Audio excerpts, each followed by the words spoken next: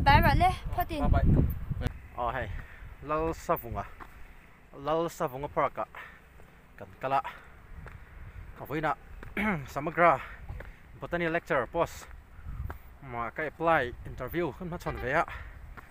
tạ chuan cái có lại gì thế tin crab cycle thế buat chả phải nó sao tục mình rõ cho nghe thế được em tụi nghe Uttarakhand Chief Minister kan thelo đi cả ngày đó lâu khăn khát tụi nghe Chief Minister of Mizoram state kan nhìn hua thì mấy khăn giọt lệ chuyện gì à fair lâu nè it's not fair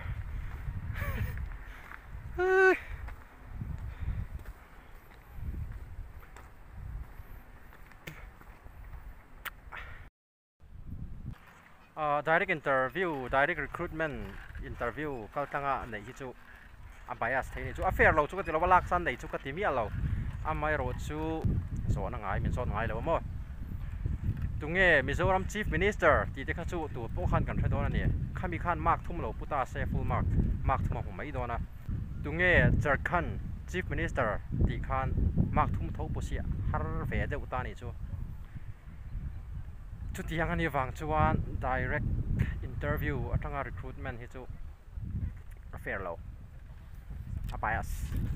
ni chu chuan hey lại kom na mun hi Liman Park lal savunga park an hi lal savunga chu ro pui lian ni tlom ve lo ro pui lian ni pa sai lo lal ani chuan in mun ma hian enula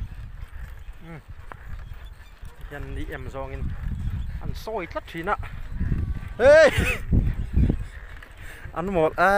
mì ăn nhỉ hàng hậu hi cẩn phui thế hi chân khu làm bằng khu khu làm bằng khu kham vét cái này ngay dễ bịa anh đi tôi này sao khu này rót này chú cho nên hay hi BSc anh ya hay hi biếc sinh biếc năng biếc sinh anh ta năng tiêm gì chú đốm năng biếc sinh Anita nang tiom se chu dom hei thil thatur dom ti ta ni biak sing ani ni chuan auma zia chu bur vuana ti na ni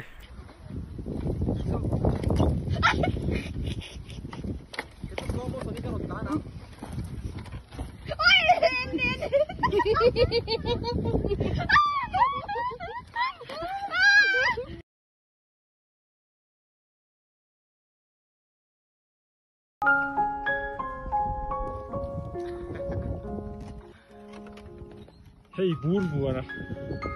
vuana dik tak chu ama hi ni ta chuan nang ti chu vuan ti na nia biak ti chu an tong chuan bur ti dan ta a hing kum chu bur vuan singa